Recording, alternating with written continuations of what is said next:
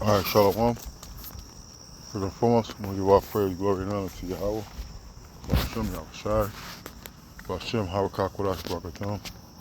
Double honor to the apostles and the elders of the great millstone, until the can across the globe, pushing the word in truth and in sincerity. I want to say Shalom. This is basically like a open forum, an extension of um, what we talked about on Saturday after camp, you know, about being brotherly. You know, this is the Church of Philadelphia. When I say that, I mean Great Millstone. You know, for those of us who had the privilege and honor to travel to different camps and different states and meet different brothers, you see the sincere affection and affinity that brothers have for one another, all right, who were before strangers but are now gathered together by Habashmi Al-Shai and the word and the blood of the Lord that brought us back to being a family, man. When I say us being a family, I'm talking about the respective camps and the bond that brothers have with one another, man. You know, and that goes a long way about how you treat the body. You know, we don't want to discredit parts of the body, no matter how small or insignificant they may appear to be. They're all provides their benefit, support to the function of the body. Is very, very important. All right. This is John 8:31. Then he said, Yahushua to those Jews which believed on him, if ye continue in my word, then you are my disciples indeed. Is that the one? Hold on. It's not the one. But that's the spirit too, because only the elect of Yahweh Shai is going to take this word and continue and to do them. All right? And part of keeping and doing that word is treating each other brotherly, you know. What is it, how you treat one another. Let's see if I can find it.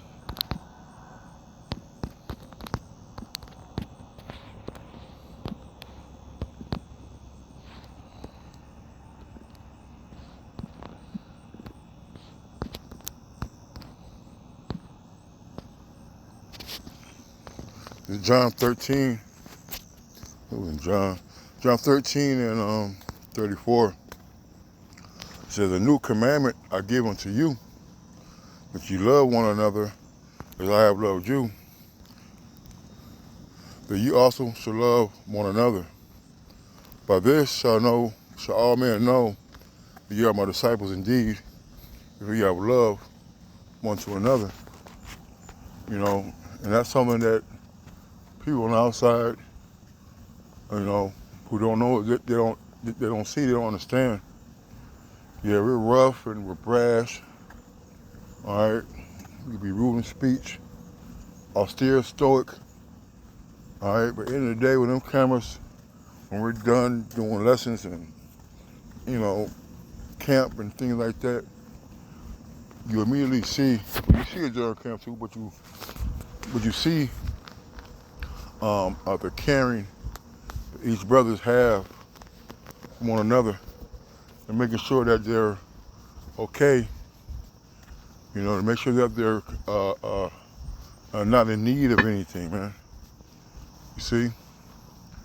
And one thing about these other camps, which I really don't know anybody in the other camp personally, you know, but just through the spirit, you can tell they're not as close as some of us are here in Great Millstone, Cleveland, or Columbus, or Chicago, Iowa, Indianapolis. See, when you're around, brother, you start to see the truly meaning of being brotherly and it being tied directly into doing the work of Yahweh Shemel Shai, okay? Because the time, the resources the brothers give to each other or are ready to give to one another at any given time is truly evident, all right, in the way they conduct themselves and attend to the needs of others, man.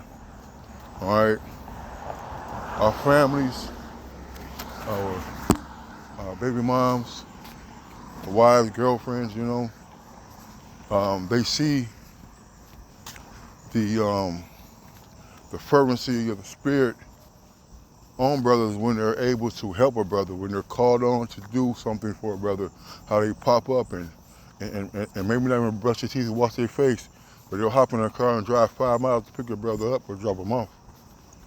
See, these are things that the world don't see. Brothers sacrificing their livelihood at times, their monetary sustenance at times, their homes, all for the comfortability of brothers when they're in need. Those works don't go unnoticed, man. Those deeds are something that you have done to your. Let's get that. We do it to the Lord.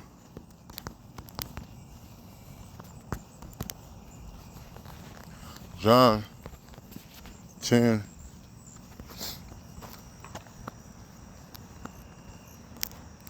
Come on, man.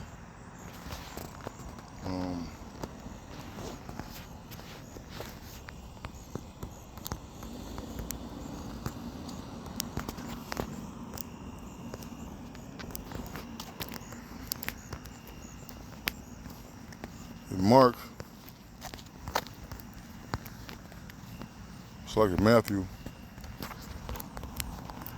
25.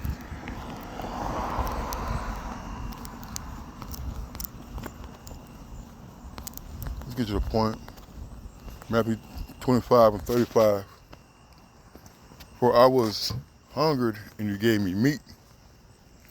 I was thirsty and you gave me drink. I was a stranger and you took me in. Naked and ye clothed me.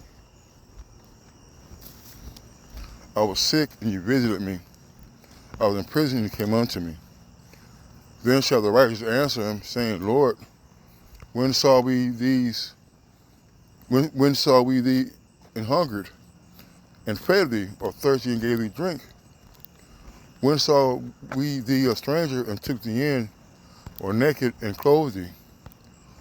Or when saw we thee sick or in prison, came unto thee? And the king shall answer and say unto them, Verily I say unto you, inasmuch as you have done it unto one of the least of these brethren, you have done it unto me. So, the scripture talk about, or people talk about, the Lord knows my heart, yeah. And he knows that when you're able to help and don't, he writes that down too. You see? Scripture talk about those who know to do good and do if not, to them it's sin. All right? So we're trying to cleanse our hands of much blood as possible. All right? And one way of doing it is being brotherly. Giving arms, support for brothers. And we don't make this about money. That's the last thing we make it about. But money is defense, and we need it. And that's probably like the most thing brother needs, a couple bucks. A brother also need a pat on the back.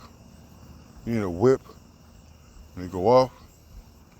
When I say whip, I mean a lashing, a rebuke. They may need shoes, clothes. They may need some food. Or they may be ill for a little bit and we got to bring them some medicine, some herbs, Those things are being counted by the angels and being brought back to the Heavenly Father. Okay? That's why we don't have any, that's why doing it willfully and cheerfully. All right, not out of strife or out of you think that you have to do it. Actually, it is a commandment, man. Sometimes Jake don't want to give up things that they work for, but sometimes you got to understand, like, sometimes brothers are put around just to be helps and rides and, things like that. For a brother are in a time of need, and that'll be their time to shine. The brother who you thought didn't have anything, you don't see doing a whole bunch, it'll be that brother that may do something that surprise you. He may be the one that'll be able to pick a brother up from the airport in his mom's car because his mom is gone for the weekend or something. You know?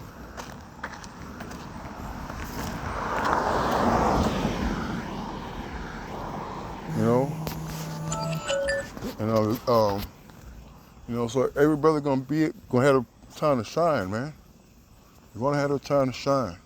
You know? Let brotherly love continue.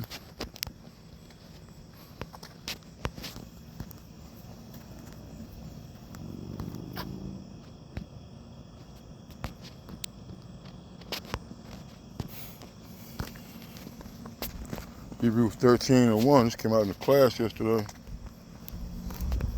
It said, let brotherly love continue. Be not forgetful to entertain strangers, for thereby some have entertained angels unawares. Just imagine you seeing somebody who you never met before, and he may be out there, shaking a cup, or he may be out there looking destitute, all right, or something. But he speaks to you. He's a very good spirit on him, and you may offer him something. Or you may, it may be the winter time, and you see him, and you might not have a hat on. You might, take him to Walgreens or CVS to get him a hat. Now I've seen it done before, on multiple occasions, man. And sometimes those people be angels, man. They be angels, and how good of a tally mark is that you actually served and helped, or they don't need help, but in the carnal sense, gave something to an angel, man. All right, those things are very important in the eyes of Yahweh Shemi outside, man.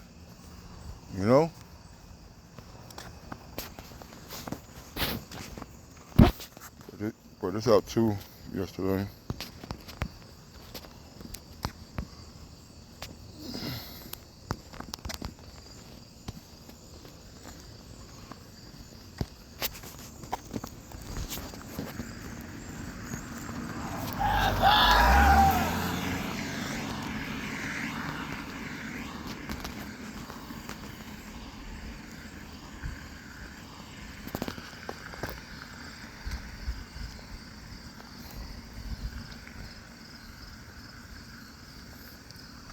This is on Philippians 2:1.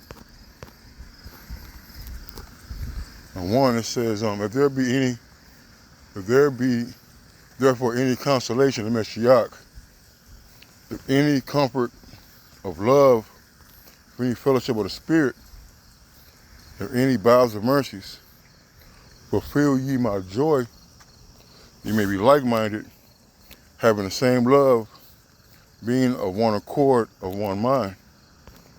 And we're supposed to be walking after the stead in the spirit of Yahweh Shemi Yahushua, man. The way he walked and treated the disciples and the people is how we walk and treat our disciples. All right? Which means our brethren, man. Okay? And we're supposed to show mercy and compassion. All right? On brothers, man, when we know they're in need, when they know they're low in the spirit. The brother low in the spirit, man, $100 ain't gonna do nothing for him. All right? Maybe a ride so you can talk it out, or sit by the beach or the lake and look at the water and calm my brother down. These things are very, they vary from time to time, depending on the need of the brother, man. And we are not to shut up our bowels of compassion and mercy to the brethren, man. It says, let nothing be done through strife or vainglory, but in lowliness of mind, let each esteem other better than themselves. you know. And come on. You know, we want to be sincere, honest when we're doing things for brothers, man. When we're doing things for Yahweh Shem Yahushua. Should be no popping the lips and rolling the eyes and having a sad face. You know, when it's your turn to step up. You know. You know, some brothers, you know, been in situations sometime where a brother may left his wallet, right? And the brother be like, man, and you know, whatever. And the brother pop their lips, knowing the brother good for it, but just having to be inconvenienced at that moment. You got to go into the pocket, take. Like, come on, man, are you really gonna be that petty? You know? So you go in the same direction, but don't want to make a pit stop on the way to take it, brother, because you don't want to be late for your date. You know? It says, verse 4. Look not every man on his own things, but every man also on the things of others, man. You know? You know, one thing I could truly say, these brothers are selfless, man. You know? When it comes to doing something for the brothers, man, they are front and center, man. You know, there's nothing that you can say bad about these men, man. Besides what them little character flaws Jay got. But when it's all said and done, man, look at the works of Yahweh Shem Yahushua that he allowed brothers to do, all right? And see how much brother had sacrificed, you know, for Yahweh Shem Yahushua, for the brothers, for his work, just so a brother can be straight, you know. This is something that needs to be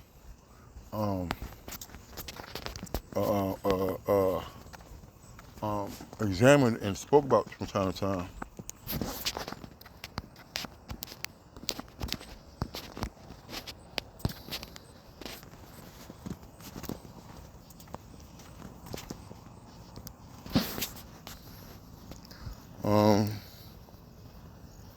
Yep, Sirach 6, we're going to do this for a little bit.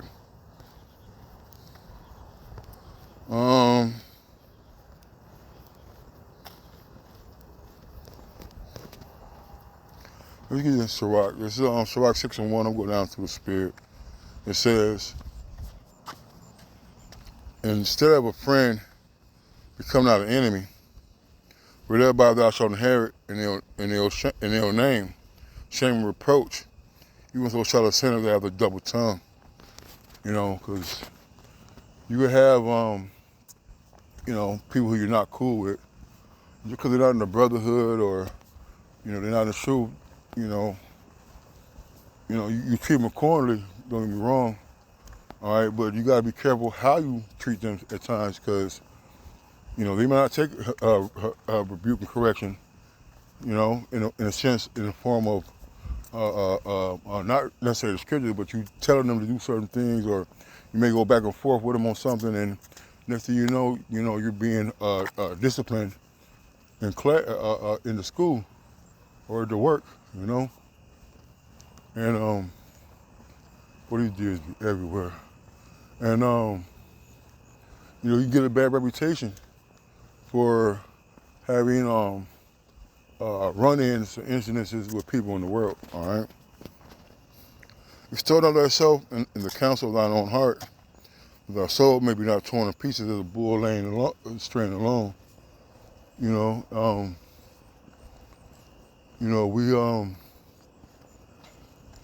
got to take counsel with us everywhere we go, and not be controlled by our emotions and anger.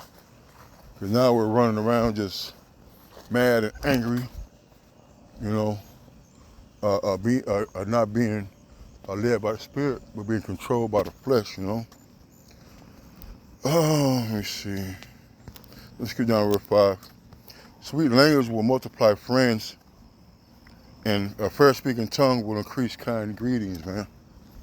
You know, and one thing I really, really hate, I really, really dislike is insubordination. Or brothers talking about brothers. Now, do we talk about brothers and crack jokes on brothers? Yeah, we do. Do we personally attack a brother's appearance or his, you know, his of the way he is? No. You got brothers who have all sorts of ailments. You got brothers who walk funny. You got brothers who take a long time to get up. You got brothers who are funky out of breath with no teeth. Brothers with stinky feet. But we don't, but we don't personally attack brothers, make fun of brothers, man. All right? Nobody wants to be around somebody who talks shit about people all day, man. That's something I had to learn as a young man in the truth. Is to quit worrying about a brother's flaws, look at the brother's strengths, Should be in peace with many. Oh yeah, the sweet language of multiple friends. First speaking tongue will increase kind greetings, man. This is about you having good manners and being polite. Having control of your tongue. It's a buck too. It's a young buck, like a young 4-pointer spike. People would like to have a well-mannered people speaking around them. What's 3 of these bucks too? Young ones too. I said, they're gonna be nice when you get over there. Oh, these motherfuckers are nice. Shit. Yeah, I love animals, guys. I see these deers all the time. I've never seen the bucks though. 3 of them. They're young because they're hanging together.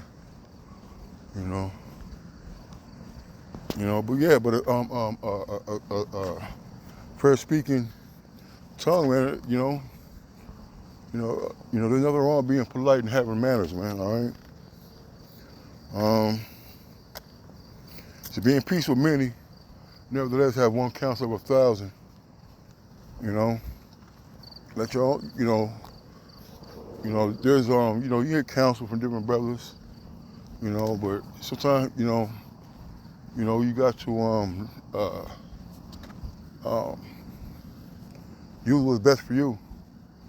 Everybody don't know everything, so when you do get counsel, man, make sure you know what they're counseling for, how they're counseling.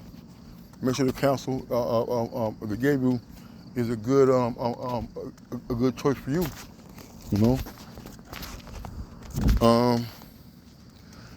If I were to give a friend, prove him first, then I hate you to credit him. A lot of these bonds that we have with brothers come through a multitude of years, multi battles, going to war, in the cold and the heat, when your hands and feet are frozen, man. That's something that our brother look at to be tested, man. Our brother be cool. Our brother may come in the spring, or in February for the last 2 weeks or something. And they may be cool, When that winter come again in December and January, they start to miss camp and they're starting to complain about being out there for 3-4 hours at times, man.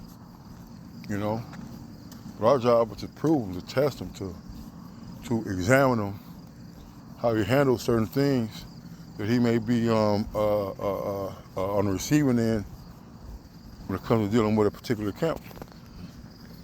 All right. Oh man, let me see. Look at this. Because we're talking about a good friend, right? It says, drop down 14. It says, a faithful friend is a strong defense, and he have found such a one, found a treasure, man. And there's nothing wrong with having a best friend in the truth. All right. Nothing wrong with having more affinity to a brother than another one. All right. And it doesn't mean that you won't help a brother who you may not see all the time or deal with all the time. That does not mean that, But we all got that one go-to, man. All right. That one that's always coming through in the clutch, man. Tie game, he breaks the tie, man. He's the win and run, you know. Dick Vitale say, PTP, baby, prime time performer. You know, and a lot of you brothers are PTPers, man. You know. It says, nothing doth countervail a faithful friend. His excellency is invaluable, man. You know, and when they say, oh, South Central, he's deucing, I'm keeping him. No matter how mad some particular brothers get me, all right, I know that them brothers mean well. I know it's not malicious. And at the end of the day, they can say all that. I know they're still coming to get me. But they're going to find a way to come get me, man. All right, like these guys, these men of the Lord, these brothers, man, you brothers, man, are very precious, man. All right, from the greatest to the least. All right, we all bring something to the table that benefits the body. If not, you wouldn't be part of the body. All right. So a faithful friend is the medicine of life, and they that fear the Lord shall find him, man. You know, that goes out to being lonely. You know, you could be lonely, man, but you're never alone. All right, you gotta tap into the spirit. All right, and y'all about me, I was shy. Enter, to give you that comfort. Pray for that peace. All right, pray for that voice. Pray for that help. You know, the Lord may send a brother to help you, to talk to you. You know. It says, whoso feareth the Lord shall direct his friendship aright, for as he is, so shall his neighbor be also, man. That's the point. All right? You know, a good friend, you know, the brothers lift you up. You won't feel sick no more. I remember one time going to camp, very, very sick, you know,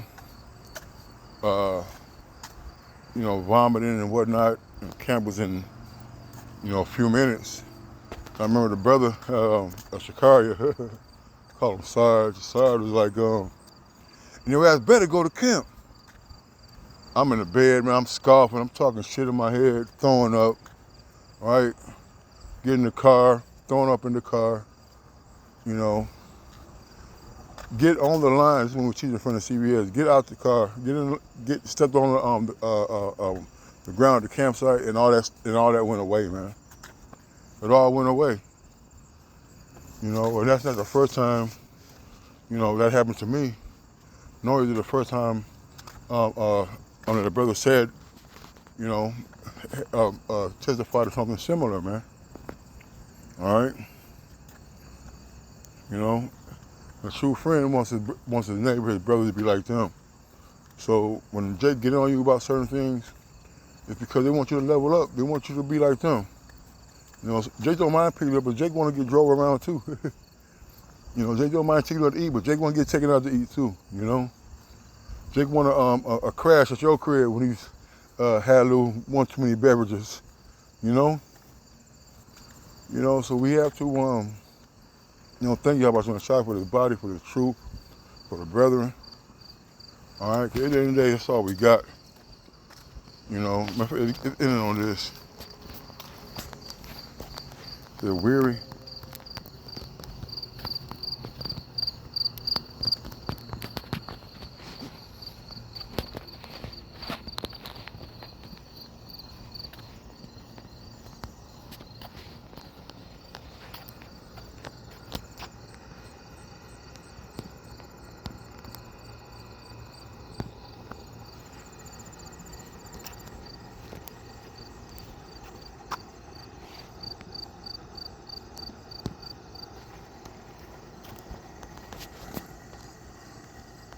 Galatians, let me read both of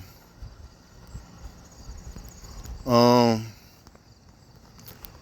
Galatians 6 and 9, and let us not be weary in well-doing, for in due season we shall reap if we faint not, man.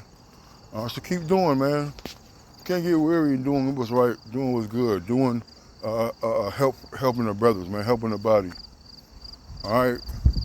Y'all try to watch Judas' feet. Salaki. He washed his feet. You treat them like a brother the whole time. All right. And sometimes brothers might be a little peculiar, a little hard-headed, a little more in trouble than others, so to speak. And you may feel a certain way, man, but you still give to that brother when he needs it, man. The Lord got him here to be a part of the body, and that's how you treat him. All right, no ifs, ands, or buts, man, because even in that, you're going to get a reward. Okay? It says, as we have therefore opportunity, let us do good unto all men, especially unto them who are the household of faith, man. All right? Especially to the ones that's doing this work. Okay? Especially to them. 2 Thessalonians 3:13. It says, get to the point. 3:13, but ye brethren, be not weary in well doing. And if any man obey not our words by this epistle, note that man and have no company with him, that he may be ashamed. They account him not as an enemy, but admonish him as a brother. All right? You could do good to brothers, man, and brothers just be tweaking. But at the end of the day, you correct them. All right? You don't go too hard on them. If you do, build them up. All right? Brother need that. Brothers don't always make the right moves. All right? And it frustrates us. But at the end of the day, we must accept those brothers' shortcomings at times. Rebuke and correct it. Rebuke and correct it, man. We're all in need of a tongue lashing from time to time. And if a brother is truly not being a brother, then the Lord going to excommunicate him from the body. All right? With that one, say, call halal, Yahweh Bashim Yahushai. Davon to the apostles and the elders of the great millstone. Until next time, Shalom and Baba.